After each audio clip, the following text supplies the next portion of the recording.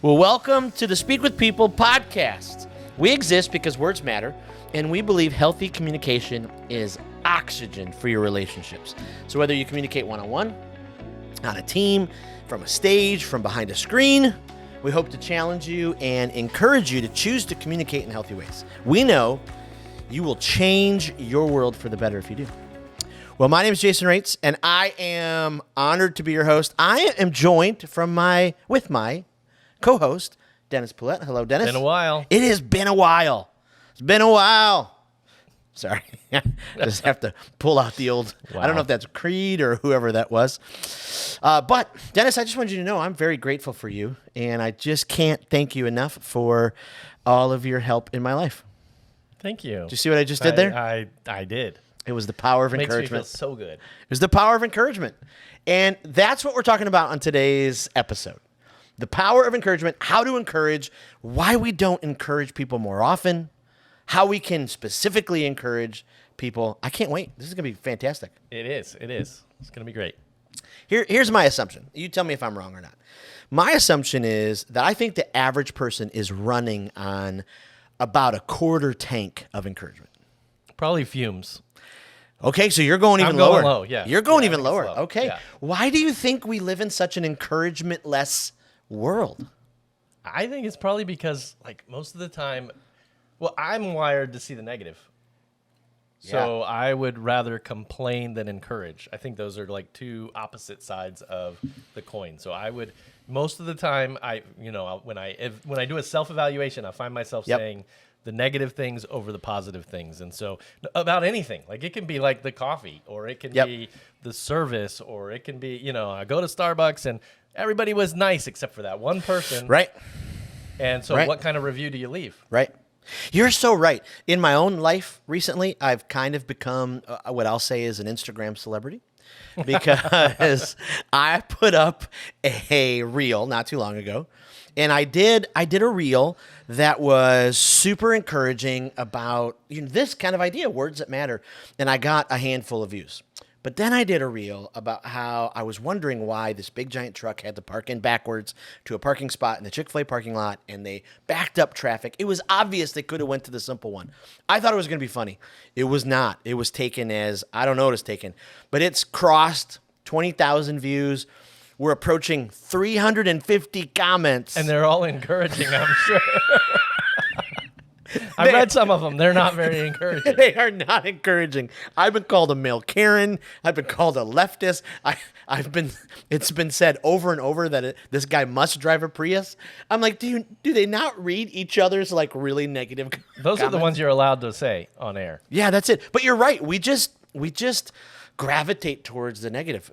All the Facebook posts that get the most. It's like, why do we need to do that? And we need to steer away from that. And then I think we also like to pile on.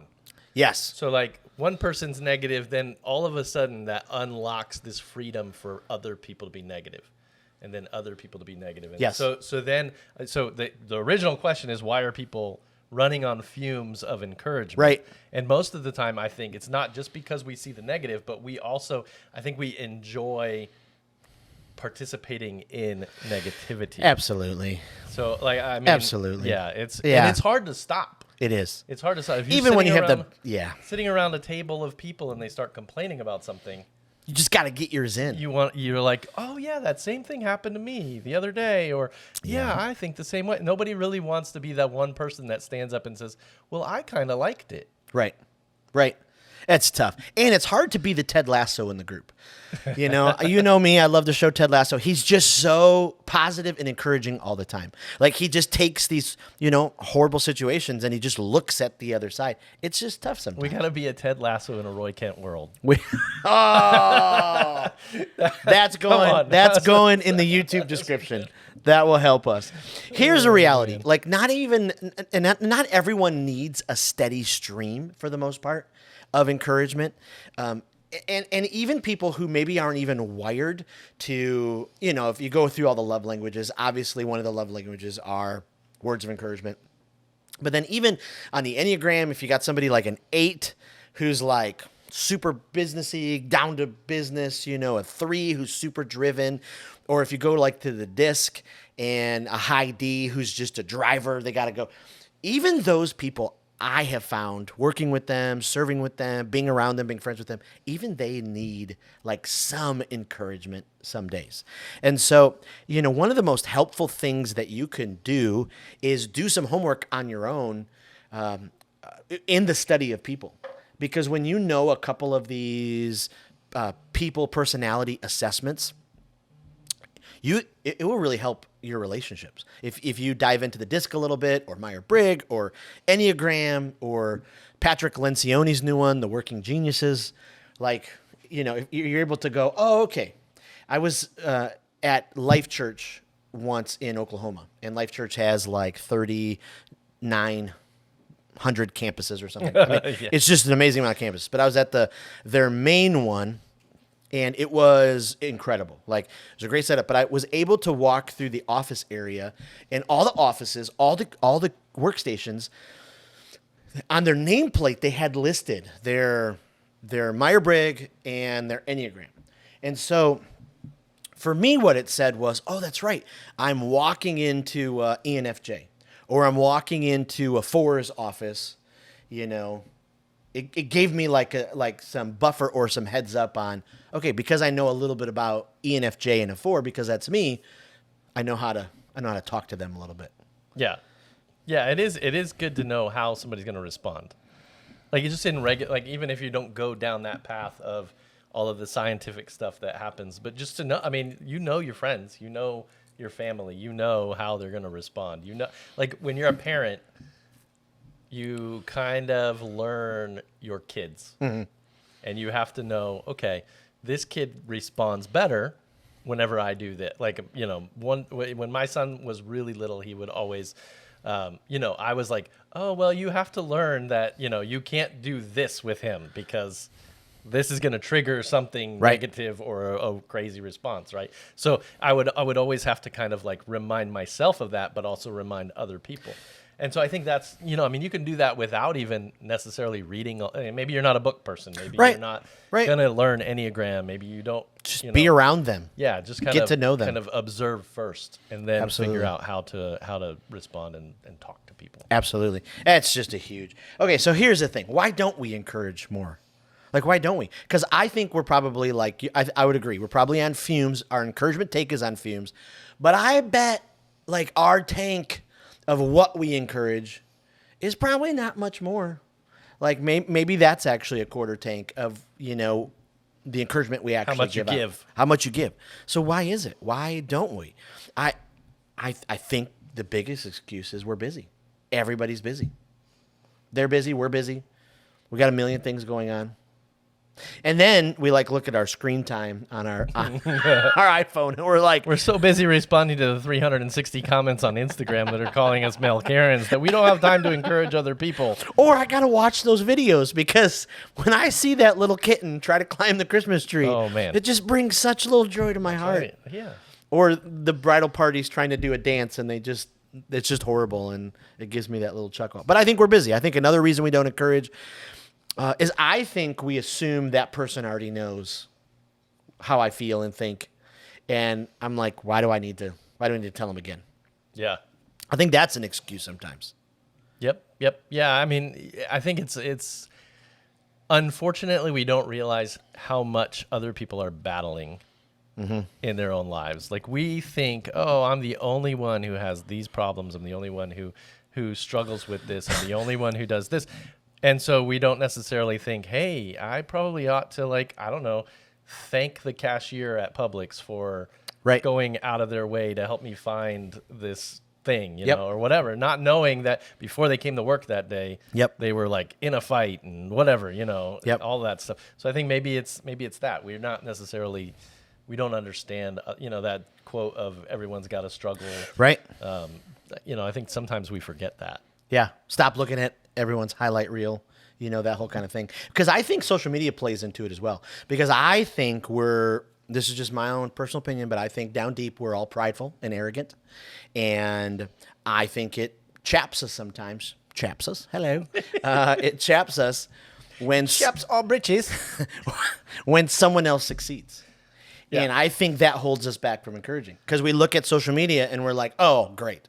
I'm not going to feed into this. They're already doing plenty good on their own. Yeah. Or it's a self-esteem thing, too. Oh, yeah. You know, Yeah. like we don't feel good about ourselves, so we don't try to make other people feel good. Yeah, we feel weird. You know, sometimes speaking encouragement doesn't totally feel natural. And I'm not just saying this because this is the encouragement podcast episode, but I was thinking back to one of the chamber events you and I went to, and we're all standing around talking, you know, which we haven't seen our friend in a while. I know. Anyways, that's a side story. If But you're listening, you know who you are. come back. We miss you. But you're so natural at this. I remember standing around in a circle and we're all like trying to get to know each other. And you're not even talking about yourself. You were talking about me and speak with people. And it was so humbling. And it was just like, my goodness. I mean, that like you were like in your zone. And I remember like sitting down to lunch and I was like, oh no, I needed to do that for Dennis because you encourage so well. Well, it's probably a selfish thing too, because sometimes it's easier to talk about somebody else than it is true. about yourself. So, you know, hey, I don't want to be the guy that's over there going, well, look at me, I can do this or that or that. More it's like, hey, Sure. let's encourage the people that are around. Yeah. And Yeah. I think that's, you know, kind of, I love that. sometimes that's a selfish unselfishness. Yeah. I think too, maybe sometimes when it comes to encouragement, like at work, in the workplace or with our boss or with our employees, like I think sometimes we don't want to come across as a kiss ass. Like I'm like, right? Like I don't want to be that person, you know, but I think we just have to keep thinking, wait a minute, everyone's tank is low on encouragement. How can I be that person? So let's jump into some reasons to encourage people. Reasons. Because I know, like, some of you are already thinking, okay, I get this. You know, okay, I got to do that. I think foremost, like, people want to feel important. And so when you encourage someone for a job well done or helping you, like, it makes them feel valuable and important in your life. And so why would we not do that? Yeah, I mean, I think we all want to feel good. Like, how do you feel when somebody says something encouraging to Right. you? You feel great, right? Right. Like usually especially if it's genuine and it's sincere and it's really something that, because it's so scarce, So it's valuable, right? Scarcity equals Absolutely. value. So I think a lot of times we're thinking, oh my, it's you know, we live in this world where we're all competing with each other for attention. We're all competing with each other for success. And so usually whenever somebody takes a little bit of what could be their attention and they put it on you, you feel like $1 million. Yep. And at the same time, you kind of feel a little bit like, you're like, oh, wow, that's amazing. Yeah. And you feel like you have to reciprocate. Right. in some way. And I think it's amazing if it's in text, in a handwritten card, in an email, through a voice, on social media. This morning, I was at my computer, and I'll just get probably a little too vulnerable here, so I apologize. And it's not that I count my friend count on Facebook, okay?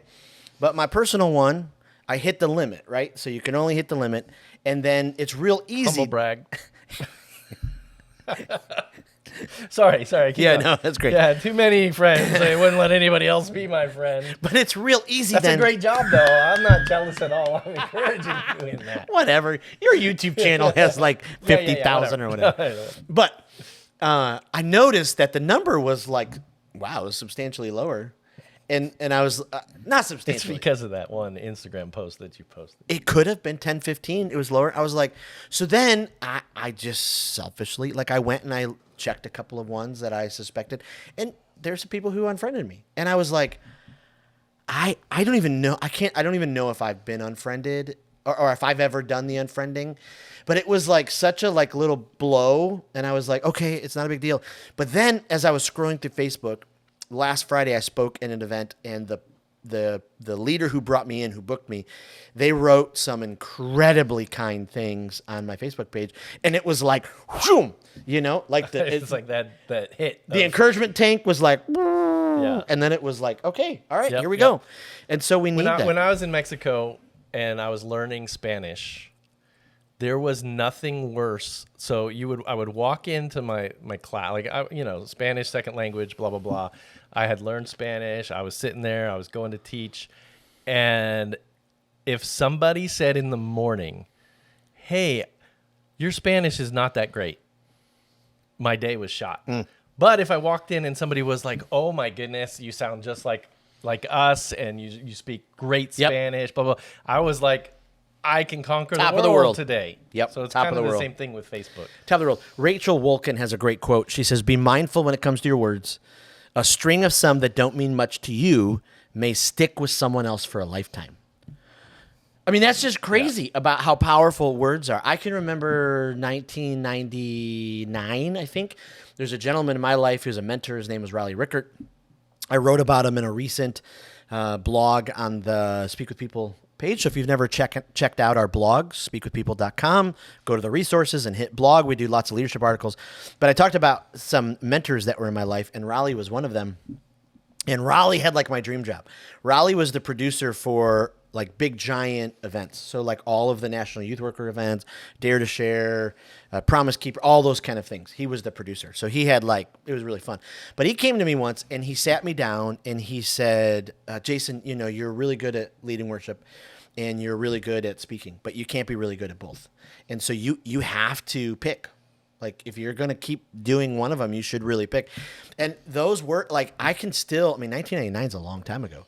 Like, I can still remember we're sitting in his, his kitchen table and, the encouragement that he gave me.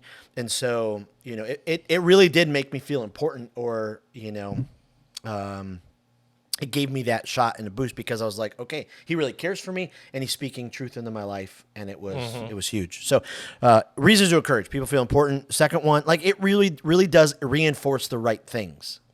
It really does reinforce the right things. Because if we're like, especially with our kids, if we're reinforcing when they are disrespectful to their mothers or their friends or, whatever it is, we're not reinforcing the right things there. But if we're reinforcing, it will solidify, oh, okay, that was huge. And sometimes as parents, we've got to many times we have to have the tough conversation when our kids say something or do something. I can remember multiple times, when my kids were little and they would say something disrespectful to Tracy, and I would stop them and I would say, "You will not talk to my wife that way, and you will not talk to your mother that way." And one of my kids is sitting behind the camera. Could you just shake your head if you remember one of those? Yeah, see? So, I had those conversations, and so they reinforce the right thing. Well, you can do that whenever it's a positive thing, too. Like, right. I think absolutely. Correction is leading someone in correctness. So whenever it's negative, okay, you have to kind of bring them back to that correct path. Right. Whenever it's positive, you have to encourage them to stay on that path. And so, like, encouragement to me is still correction, but it's a positive correction. Absolutely. It's a absolutely. Hey, you did a great job. I noticed that you opened that door for that person and you were friendly to that person. And so do that again. And do I love more of that. And I love that. And why don't we do that more with our kids in parenting? Because I can think of the times as a kid where I got in trouble for saying some bad words or whatever. And my mom was like, "Okay, you're going to put the soap bar in your mouth." But and my parents were great. I love their parenting and all that kind of stuff, if you're listening, Mom. But why was it few and far between if we do catch one of our kids saying something so encouraging? Well, to their in your sibling? case, it was probably because you weren't doing the right thing. Right. But if they would have caught me, instead of the soap bar, "Hey, here's an ice cream sundae for telling your brother he did a great job." Yeah, or even just the words. Yeah. Just the words. "Hey, that was a great job. Right. You did great." So when it comes to encouragement, it makes us feel important. It reinforces the right thing, and it fuels our encouragement buckets when they're low, our tanks. And it really does fuel them. I mean, everybody gets disheartened from time to time. Everybody needs that boost, and so that's a huge, part of life. Especially when it's true. When it's there's it's one thing to be like, "Hey, you're really good at speaking, blah blah blah," when you're not, and you're not, that's false encouragement. But whenever it's true encouragement, it's like, "Hey, I could see myself doing this." Right. Like, this is I'm thinking about encouraging kids and teenagers and young adults and being like, "Hey, this is something that I can see you could have a future in because you're really good at this." That's something that can absolutely launch careers and Absolutely. lives and be It's just incredible. something that sticks with people for forever. And sometimes, like, we'll get that encouragement even as leaders when we have to make a really hard decision. I can remember a couple of times when I have led organizations in the past, and we've gotten to a real sticky, moment where we're like, okay, this is going to be a tough decision that's going to be made, and we make the tough decision, and it's difficult. But then all the people that we lead were looking to us to make that, and then the encouragement that comes our way from making that tough decision, and to be, it's just powerful. Yeah. It's just powerful. So it fuels buckets, and then it builds trust. I mean, it just really does build trust. Like it demonstrates to people that they can trust you, that you respect them, that you're paying attention. So many people think, because they're not on a stage or their video doesn't have, 350 comments. I don't want to brag, but they think, oh, you know what, my platform, or it's just not important. I'm just not as important as they are. It's just not true. And so we're able to build trust. One of my favorite TED Talks of all time is by a leader by the name of Julian Treasure. We'll put it in the resources so you can do it, but it's how to speak so people will listen. 35 million views. It's just incredible. He goes through, it's literally worth the 18 minutes. But he says when you're speaking to people, think of the acronym HAIL, HAIL. Not how a Southern person says hell, like hail, but hail. Sorry. Yeah. I thought that was funny. Maybe not. Okay, Most people will. HAIL. HAIL. So the first H, honesty. Like, be straight and clear with people. So when you encourage them, be straight and clear. Like, speak right to the encouragement. Man, you did great on that podcast. Thank you so much. A. Not hill. Hail. Hail. Authenticity. Like, just be yourself in it. Try not to be someone else. Like, hey, Dennis, I just want you to know that I very much affirm. I recognize that you're just speak, dignified response. Speak in your words and do that. So HAI, integrity, like bring your word to it. Be a person of character and integrity and speak into them. And then love, like truly wish them well, like in the encouragement, like when you encourage them, because that will just build trust when you speak into people that way. Good. So what are some practical ways to encourage? Let's just like jump right to some super practical things just to think about. If you're really going to be someone who is an encourager, who spends time, encourages others, first and foremost, it's going to hurt because it hurts me some. You got to stop focusing on yourself. You really do. I'm not saying that to you. I'm saying in general. Thanks. Yeah, no. But you gotta stop focusing on yourself. Your message. I'll never forget, I read a great book years ago, Never Eat Alone by Keith Ferrazzi, Never Eat Alone, where he talked about networking and connecting, and he just talked about the value in all of this is not what you can get out of it, but the value is how can you help that person connect or be connected so they win. Because the reality is, and like John Maxwell and Zig Ziglar, and they've all written about it, Dale Carnegie, but the more than we help other people win, like in the long run, we win. Yeah. Like like we set up all these lines and teams, and you're over there and I'm over here. No. Now I get it. Like some of us are in work environments where it's like cutthroat and everybody's out to, get each other. And I understand that could be a little difficult. Yeah, but there is something to be said about having an abundance mindset and not a scarcity mindset. There is more than enough to go around for everyone. But it's hard to realize that. Once you wrap your head around that, though, then you're like, okay, so I'm not necessarily competing with these people as much as, what is it? Whenever the tide comes up, all the ships rise. Right. So if your business or your company is growing and expanding and everybody in the whole business is doing well, then guess what? You're doing well. Yes. And so, if the business makes more money, you're probably going to make more money. Yep. If the business, if you can encourage everybody, if the church is doing great, then you're doing great. Right. And it's so hard sometimes because we all have aspirations and we have goals and we want to achieve, and those are great. And so if you did the absolute best you can and your workplace still picks someone else, then rest in that and continue to do the absolute best you can. And so stop focusing so much on yourself. Care for other people. Help other people succeed.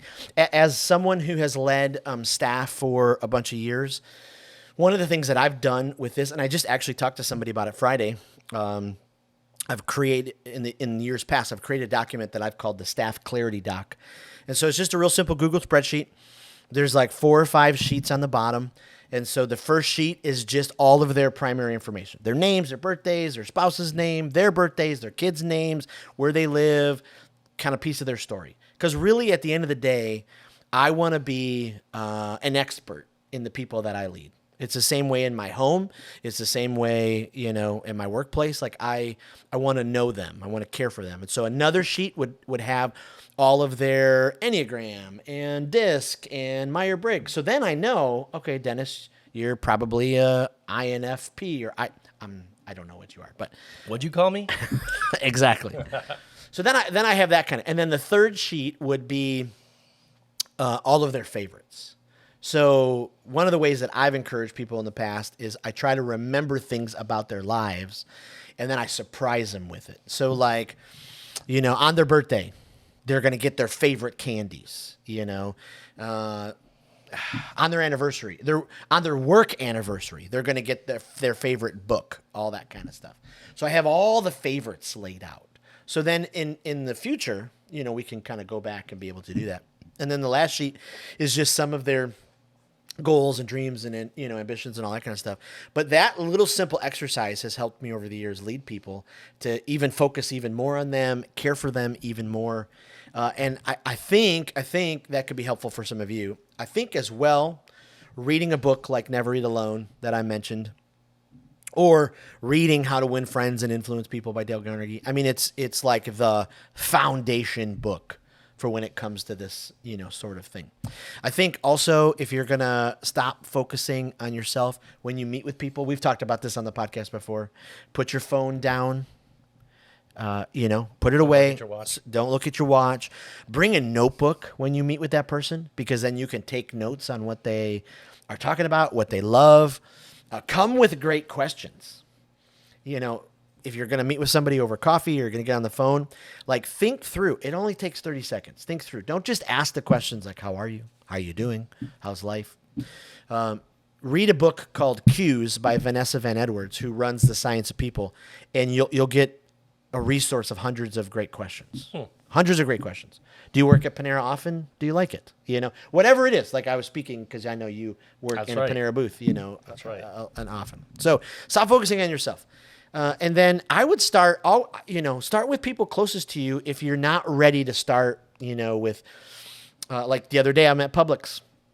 And the guy's, the cashier's talking to me, and I made a joke about something, and he's like, "Oh, I'm finishing up school," and I said, "Oh, what are you finishing?" He goes, "I'm a communication major," and I went, "Oh." I said, "I actually run a little communication business," and so right then we're talking about communication, and he's like, "I want to do a podcast someday," and I was like, "Oh," I was like, "You should do a podcast."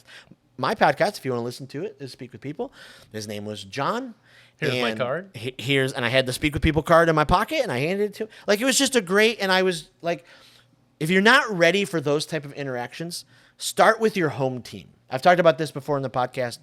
Make a real simple document with a circle, a little tiny circle in the middle of the document, and put the people closest to you who, family, friends, or they're just the most absolute closest.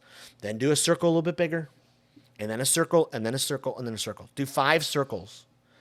And fill them with all the people that, and I call that the home team. And then start with those people that you can do. You know this. One of my favorites is to send handwritten cards. Yes, you do. Have you ever got a handwritten card from me? I can't read it, but yeah, you can't read one. it. But I'm trying lately. I really am. So do the best that you can. Surprise your coworkers with it. If you meet with someone, send them a handwritten card. Do what you can. So look for people every day. When you're out and about, everyone needs encouragement. So it could be your server, could be, the person who's doing your oil change, could be the person who made your food at Panera. Just look for those people. And then a great resource is just social media. Like, why not be an encourager on social media? Yeah, it's real easy. Like I sometimes on Facebook, I will go to my friends list, and they're alphabetical. So that means there's 26 letters. I know that's hard math for you, Right. But you could go every day. So the first day of the month, you could go through all the people that are A, Right? and you could just write post on their wall. Even Right. you could write them a message. You could post on their wall, just hey, thinking about you. So now everybody that's on my Facebook, they know why I do that. Randomly, they'll get a message from me, but Right. it's kind of an encouraging thing. Like, Yes. hey, wondering how you're doing. Haven't talked to you in a while. Yep. Hope you're doing great. And I think just that in itself is encouraging. It's Absolutely. not even necessarily a like, you did a great job at this, or you're so awesome at this. It's basically, I think being an encouragement is also just knowing that people are aware that you exist. Absolutely. Like half the time people don't even know you exist, or you're like, oh yeah, that long lost person, why are we even friends on social media? So like, I think social media to me is exactly that. It's supposed to be social. So what do? Instead of just like, they're only feeding us 10 people's posts. You see the same people over and over again. Right. But you're still friends with those other Absolutely. people. Go through that list. That's Go through incredible. those 5,000 people. I love it. That could take you a while. It would, but it would be amazing. One of my friends is so good at this. His name is David Martin Stevens. He lives in Mount Pleasant, Michigan. He works for a company, and his title is actually the Chief Encouragement Officer. Nice. I love that. And so, Plus, he gets to put CEO. plus he gets to put CEO on his business card. But can you imagine?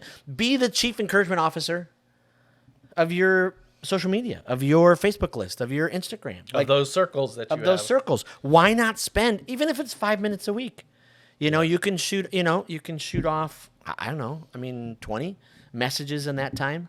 If you want to get really, geek level on this is where I sort of geek out. But when it comes back to handwritten cards and things like that, I don't want to like oversend and all that kind of stuff. So I have a spreadsheet where you don't want to over geek out about it. all right. I have a spreadsheet. I created a spreadsheet, so then I write down when I send them a card, the date, so it's not like, okay, they got 17 cards in a month, that kind of thing. But just keep track of it. Keep track of it. The reality is, when you take the step, the time, the energy to encourage someone else, it just doesn't affect them. Like, it affects your soul, it affects your emotions, it affects your leadership. It teaches you so much about yourself, takes the focus off yourself. It helps you grow. And so you just can't lose when it comes to the power of encouragement. You just can't lose. And so the challenge today then is, who can you look for today to encourage? Maybe there's someone you haven't reached out to in a while. Maybe you could create that home team and start working through that list, those 5 concentric circles of people. Maybe you can start looking for someone who's your barista, or the people that are out and about wherever you're at. But just take the step into the power of encouragement and enjoy it, because you really could change someone's, not that you're going to change their whole world, but you could change part of it that day. Like, you could speak truth in their life, and it could send them in a different direction. Yeah, you never know. You never know. Well, thank you so much for joining us in this podcast, for listening today. Dennis, I love being able to team up, and so I appreciate it. It's fun. You're so good at this. Well, you are as well. Hey, we want to make sure you know about the Speakers Conference. It's going to be here before we know it, March 21 to 23. If you are a leader who regularly stands in front of people, you're in a marketplace and you have to put together presentations and pitch them to small groups or large groups. You are a teacher or professor who regularly stands in front of people and communicates a message. You're a real estate agent who has to build a relationship and do a pitch. You're an influencer, but from behind a camera. You're someone who communicates. The Speakers Conference is for you, because we hope together that we'll learn how to be more effective, more empathetic, more captivating, and we'll learn how to inspire our audiences, whether it's a small group or a large group, to lean in when we communicate. And that's what we're going to dive into. We've got I'm going to use a big word, robust team of speakers, communicators who are coming to encourage us. What I love about this conference is, I love the location. So we're really going to utilize the location. It's pretty nice. Right on Clearwater Beach. And so we're going to have time for you to, learn from the information and then go out and process it, spend some time alone, sit around the pool, sit around a fireplace, talk with other leaders. But then we've just got this robust group of speakers who are coming, who we're going to be learning from. People like Albert Tate, who literally communicates to hundreds and hundreds of thousands of people. Mike Goodwin, a comedian who, made it like 3 levels in on America's Got Talent. We've got incredible breakout speakers who are going to be speaking into, it's just going to be a great learning time. But then also, I really think it's going to be a great time for you as a leader to just take a big, deep breath, meet new relationships, and be able to just recharge and relax. So thespeakersconference.com, reserve your spot now. We cannot wait for you to join us. When is it? It is March 21 to 23 of 2023. I almost forgot. Cannot wait for you to join us. It's going to be great. Well, thank you again for being a part of the podcast. We can't thank you enough for when you download it, you listen, you share it, when you take a copy of the text and you send it to somebody else, or you leave a review. Just means the world. This podcast exists because words matter, and we believe that healthy communication is oxygen for our relationships. So whether you communicate one-on-one, on a team, from a stage behind a screen, we hope that today's episode challenged you to choose words that matter and breathe life into other people. We will see you on the next episode's podcast. Can't wait. Bye.